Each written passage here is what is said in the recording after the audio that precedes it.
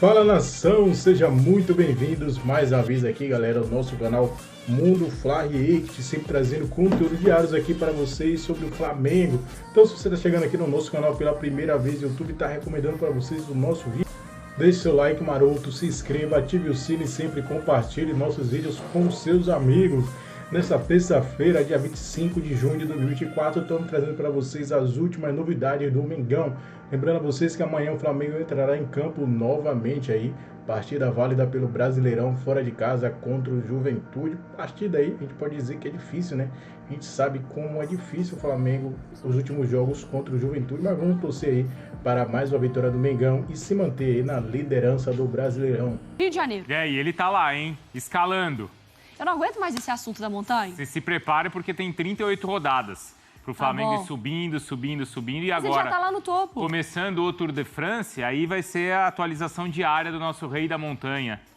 No caso, Pedro Henrique Torre. Pedro, me ajuda. Tá animado, Bruno, hein? Tudo bem? Um beijo, Mari. Um abraço, Bruno. Um abraço para todo mundo aí do estúdio também, que acompanha a gente nesse Sport Center. A dura montanha do Flamengo, nesse período de Copa América especificamente, né? Porque o Flamengo tanto reclamou, tentou até paralisar junto com outros 11 clubes para não ter tantos desfalques assim, mas foi em vão e tem essa briga declarada com a CBF por aí.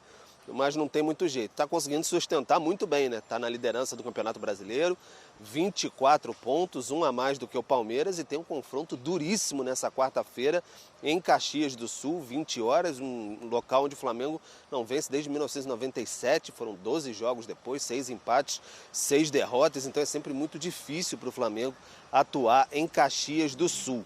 O Flamengo mudou até a sua logística, inicialmente iria hoje de manhã cedinho para Caxias do Sul em voo fretado. A situação está um pouco complicada lá no Sul, a gente sabe, por conta de todo o desastre que houve lá, né, mais para o início do ano, mas por conta até das condições difíceis do aeroporto, o Flamengo mudou a logística. Então, inicialmente, ele iria de manhã, agora ele treinou pela manhã, agora no Ninho do Urubu, vai à tarde para Canoas e de Canoas vai pegar um ônibus, vai enfrentar uma estrada de 1h30, 2 horas aí de distância para chegar em Caxias do Sul. Então vai ser esse trajeto, uma viagem mais cansativa, desgastante, mas é o meio que o Flamengo encontrou para chegar lá, porque o aeroporto, as informações que o Flamengo tem é que está mais complicado, questão de horário, enfim, a logística está bem complicada. Então a boa notícia é que o Davi Luiz estava treinando hoje pela manhã no Ninho do Urubu, então as dores no joelho direito que ele sentiu ontem, ao que consta, diminuíram, então já estava treinando a possibilidade aí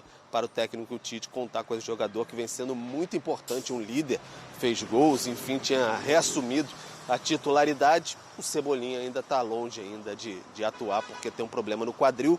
Flamengo, como eu digo, montanha, vai subindo os poucos que dá e vai se montando rodada a rodada, superando o que aparece pelo caminho, inclusive essa questão também de logística que aparece para todos os clubes, especialmente os do Sul, mas quem vai tentar encarar esses adversários por lá também. Mari, Bruno. E eu estou esperando a matéria do Pedro relacionando rodada a rodada com as etapas do Tour de France. Galibier, Tourmalet, assinem uma matéria Mont juntos. Ventoux, são as montanhas míticas Você do Tour faz de France. a consultoria da parte Isso, da bike e o Pedro faz toda a parte do entretenimento com a língua portuguesa. Isso, da poesia. Da poesia. Eu faço jornalismo, ele faz poesia. Tchau, Pedro. Obrigada pelas informações. A gente segue daqui. O sonho da casa própria parece cada vez mais próximo para os flamenguistas. Tava na hora de ter uma casa própria. Tava na hora, aliás, demorou, mas vai chegar num bom momento essa nova casa para o Flamengo. O Flamengo comemora o anúncio da Prefeitura do Rio, que desapropriou o terreno do gasômetro para a construção do Estádio Rubro-Negro. O clube projeta um espaço para 80 mil pessoas. A ideia é fazer na frente, vamos dizer assim, uma grande praça onde a gente possa fazer tipo um fanfest e eventualmente colocar telões para que as pessoas possam eventualmente acompanhar jogos onde tem uma demanda de pessoas muito grande, com bares, com uma série de coisas. O terreno está localizado na zona portuária. Tem 88,3 mil metros quadrados. O Clube da Gávea negociava há anos com a Caixa Econômica, fundo que é dono do terreno, e nunca conseguiu chegar em um acordo financeiro. Por isso, o prefeito Eduardo Paz decidiu intervir. Primeiro, eu já contei para todo mundo que eu não estou tão feliz assim, não. Enfim, essa história de ter que assinar esse negócio como vascaíno está me dando uma certa dor no coração. E eu acho que, aqui falando sério, é um ganho para a cidade. Aquela região da cidade é uma região que a gente tem apostado há muito tempo. O Flamengo não quer fazer só um estádio, é muito mais do que um estádio, a gente tem ali uma área de entretenimento mesmo. O Flamengo vai pagar pelo terreno, não vai ser uma doação da Prefeitura do Rio de Janeiro para o Flamengo. O terreno será leiloado na Justiça para fim específico da construção do estádio. O Flamengo vai ter uma série de obrigatoriedades para seguir. O valor arrecadado será repassado para a Caixa. O Clube Carioca não teme concorrência para o leilão, que deve acontecer nos próximos 30 dias. O Fla planeja um investimento de quase 2 bilhões de reais para erguer o tão sonhado estádio. O clube vê a venda dos naming rights como a possibilidade para arrecadar a maior parte desse valor. Portanto, nada de batizar antes do tempo. Uma das coisas que vai poder trazer muita receita para o nosso estádio é a venda dos naming rights. Então, calma, entendeu? Esse é uma coisa importante para poder viabilizar.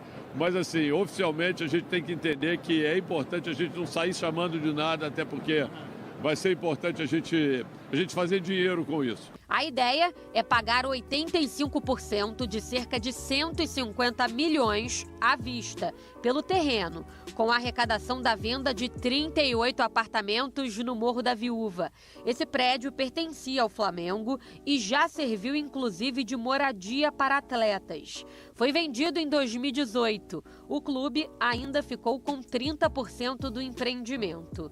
O próximo passo da diretoria é ir ao Conselho Deliberativo e Administrativo para aprovação do investimento na compra do terreno.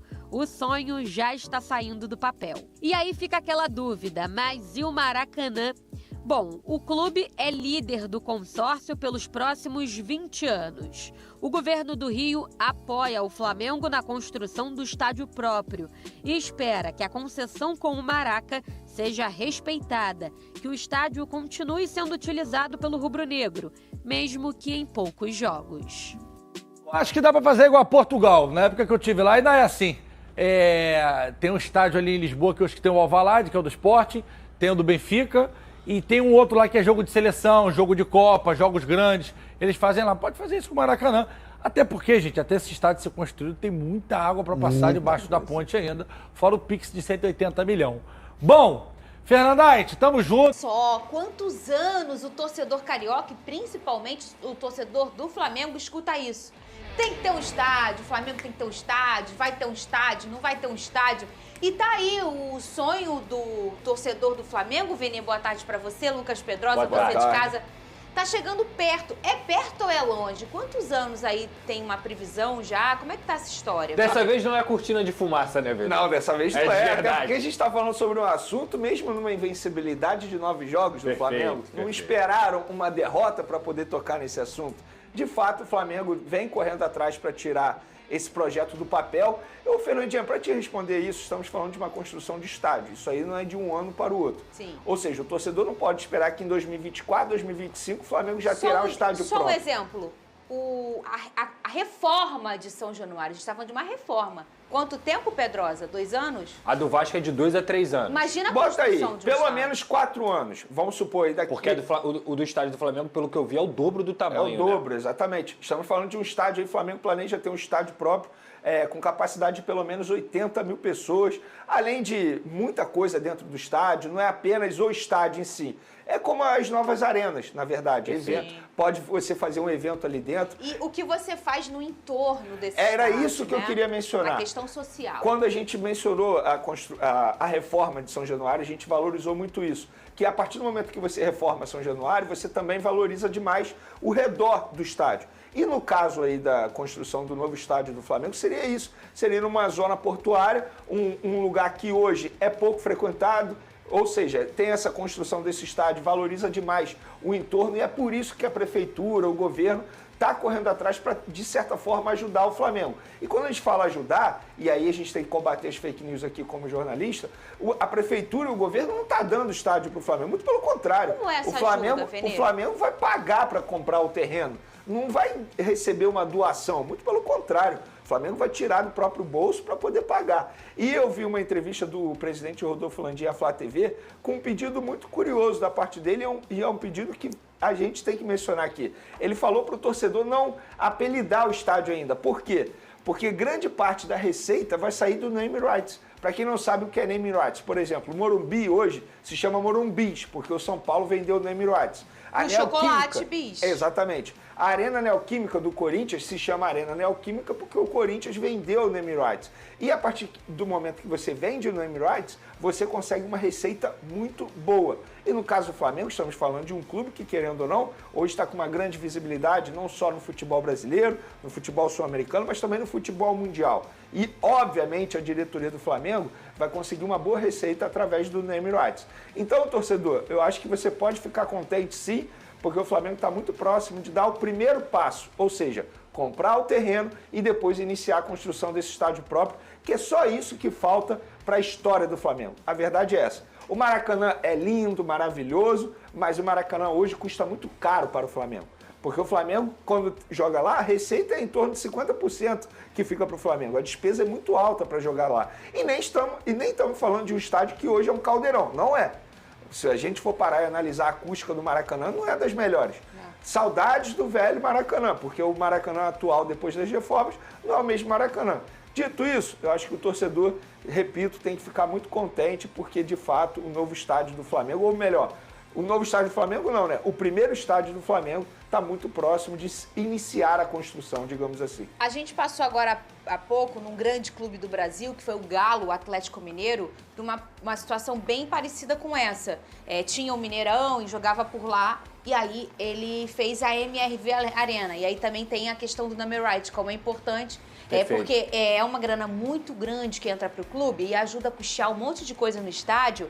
E o estádio precisa ter um nome, por isso que é number right. Precisa ter um nome daquela marca e, em troca, eles dão dinheiro. Isso é muito importante num processo como esse de levantar um estádio, de tirar do zero. E o Galo passou por isso e está super poderoso na sua nova casa, né, Lucas Pedrosa, que começou no ano passado, a MRV Arena. Exato, exato. Eu acho que isso é um grande passo para qualquer clube do futebol brasileiro que quer se equiparar ao patamar, por exemplo, do futebol europeu, né? É dinheiro de arena, como o Vene trouxe aqui, questão de sócio-torcedor, questão da torcida comparecendo, comprando na bilheteria, o entorno, camarote, bares, tudo isso gera muito dinheiro. Para vocês terem uma noção, eu estive lá na Europa e você também já foi, Vene já foi. O Camp Nou, ele tem um tour do Camp Nou que, para você entrar no tour do Camp Nou, cada pessoa paga 20 euros. Então você imagina a rotatividade de pessoas que existem lá. Imagina se o Flamengo tem um museu para fazer um tour desse tamanho, como deve ter no novo estádio, e aí você tem também essa renda para cada pessoa que quiser vir ao Rio de Janeiro, que é uma cidade turística, e visitar o estádio do Flamengo. É uma renda altíssima.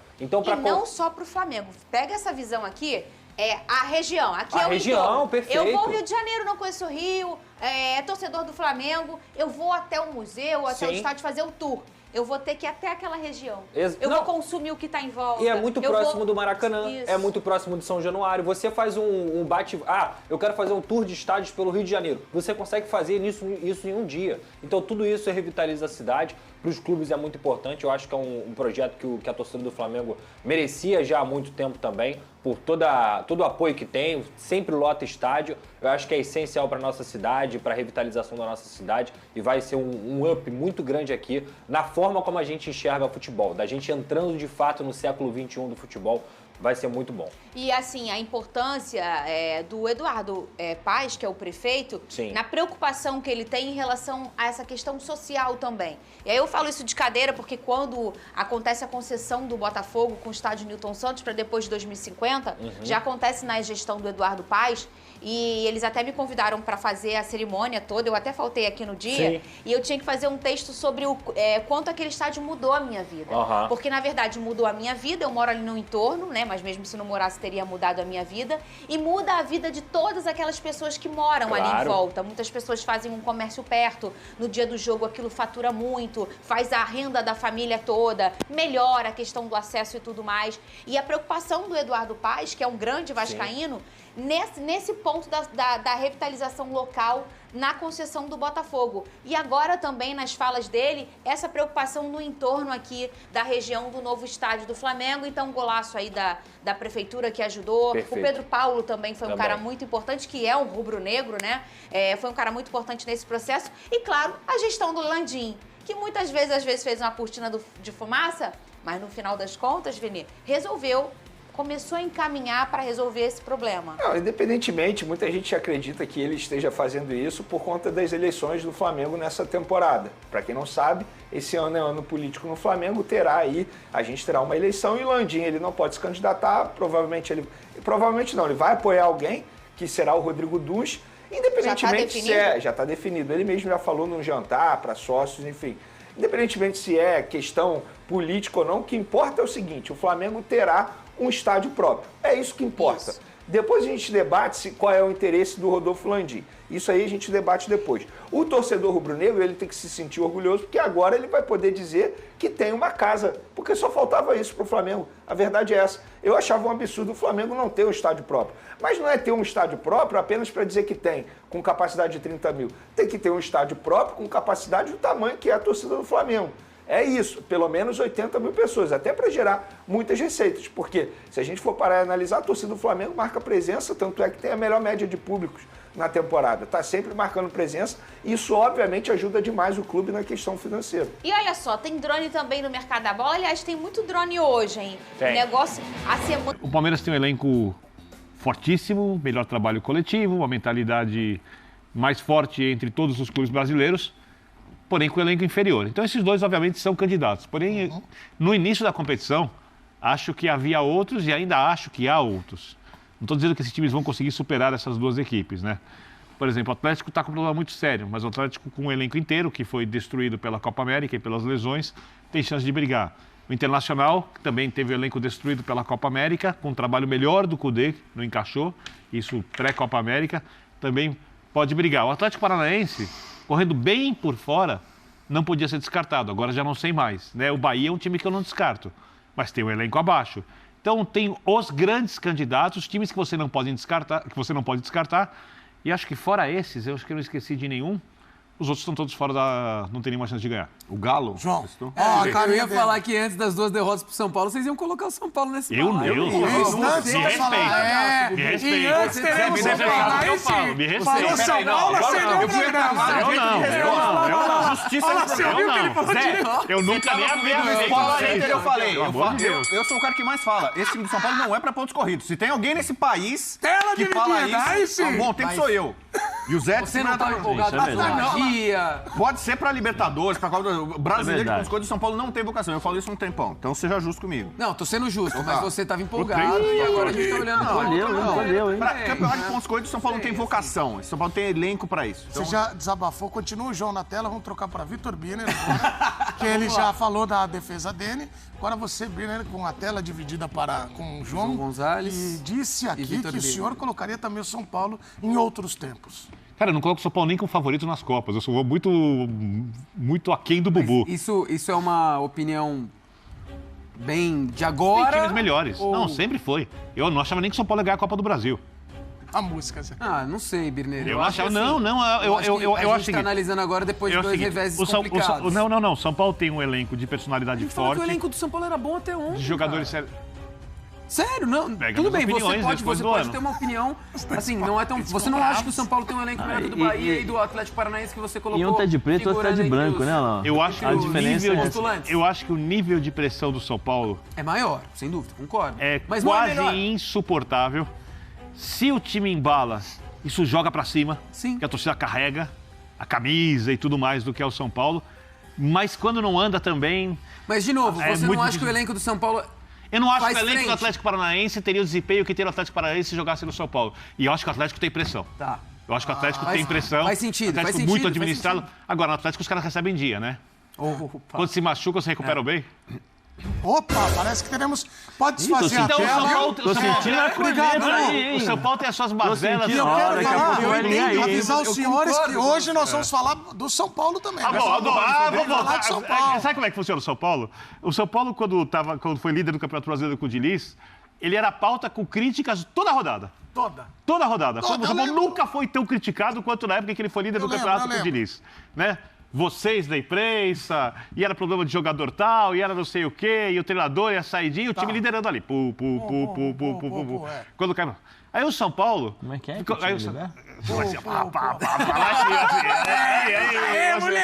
Aí, o São Paulo, nas últimas temporadas, brigou pra quase não ser rebaixado lá embaixo. E era, Paulo? Vocês, não. Tranquilo, deixa pra lá. Tudo bem, o São Paulo tem uma vontade, né? Ali implícita, mas tudo bem. Aí, o São Paulo passou 12 jogos invictos com o Subeldia. E a gente falava aqui no programa. Não, 5 minutos no final do programa. Que isso? Agora perdeu 2 jogos numa paulada. Fala do São Paulo. Vamos lá. Aliás, nós vamos falar do São Paulo. mais do São Paulo aqui. Não saia daí. Só uma coisa, agora é Flamengo e Palmeiras. O Rames não é culpado pela má fase do São Paulo. O Rames está bem longe há um bom tempo. Você que incendiou. Então, se tem problema no grupo do São Paulo... Você sabe que aqui não pode falar São Paulo. Se falar São Paulo é loucura aqui. Se o time não tá junto, o problema não é do Rames. Calma, tá bom. Entendeu? Olha, lembrando a falando uma todos... série... jogador brigando, discutindo com o preparador físico, a gente vê isso no Flamengo. Vamos retomar. Bom, o Rames não vai discutir, Vamos retomar. Ele recusa correr pra ter pelo de treinar, então não vai brigar com ninguém. Jogador reclamando que jogou na quinta e domingo não teve folga, não sei o quê. Vamos retomar a discussão. Rames tá longe. Vamos retomar a discussão para Flamengo e Palmeiras. Serei justo com você, você pediu justiça. Sim. O Bobu falou mesmo. E quem afirmou isso aí de Flamengo e Palmeiras, provavelmente formarem uma... Foi o Birner. G2. Foi o Birner. Todo mundo fala isso. Tem um fundamento. Não, eu classifico de G2. Assim, existem elencos. Peraí, você ouviu o que ele falou? Repete isso aí. Você parece que não escuta. Eu já falei no programa outras vezes. O Campeonato Brasileiro tem um G2. Então a gente fala assim, porque entrou no G4, porque tá no G6, porque tá no G8, tá no Z4. O Campeonato Brasileiro nos últimos anos existe um G2. E normalmente é Flamengo e Palmeiras contra o resto. O resto vem lá abaixo. É o G2, então. É o G2. Então, se outro clube, a não ser Flamengo e entrar no Palmeiras, G2, conseguir chegar e brigar, brigar pelo título até vencer é um azarão, é uma pra mim é. Atualmente é. Tem fundamento essa sua afirmação, apesar de parecer lunática, ela tem um pouco de fundamento. Não, eu sou lunático, mas com responsabilidade, como diria Felipe Melo, né? Eu sou lunático, então, pra mas com vocês, responsabilidade. Então eu tô entendendo aqui, ó. Bahia, Atlético... Quem mais? Não falamos do Botafogo. Botafogo, por favor. Botafogo, time tem Birner defende que esses 3 vão brigar. Vão brigar e vão ficar no G4, também. Né? Vão brigar pelo G4. Botafogo até com mais chance do que esse. De título? Eu acho. O Flamengo é campeão brasileiro, cara. Eu acho que não tem mais chance, mas você fala assim, qual o terceiro time que tem mais chance? Aí, nação. Vendo o que aconteceu Bobo, repete, Bobo. Talismã, pode entregar a taça pro Flamengo. Aí eu acho que o Botafogo tem chance de brigar. Tá brilhando, o Botafogo tá brilhando. Vai tudo brigar ali pelo G4, cara. Não, mas no fundo, você tem um pouco de razão, no cara. Fundo, não, porque quando você pega você Palmeiras e Botafogo, cara. quem você vai... Eu sou um cara coberto de razão. Vamos ter esse confronto na Libertadores, né, Bibi? Não, Palmeiras e Botafogo. Daqui a pouco ainda falta um pouquinho, mas teremos Palmeiras e Botafogo. Botafogo vem bem. Mas você tá redescobrindo que a roda gira. Não é graça. Ô Zé, quem que pode tirar a hegemonia de Palmeiras e Flamengo? Quem pode tirar? Pra mim são favoritos. São favoritos, estão aí. Bahia, acrescento Bahia. Sim. Acrescento Atlético Mineiro. Falei. Botafogo. Esses times podem brigar, sim.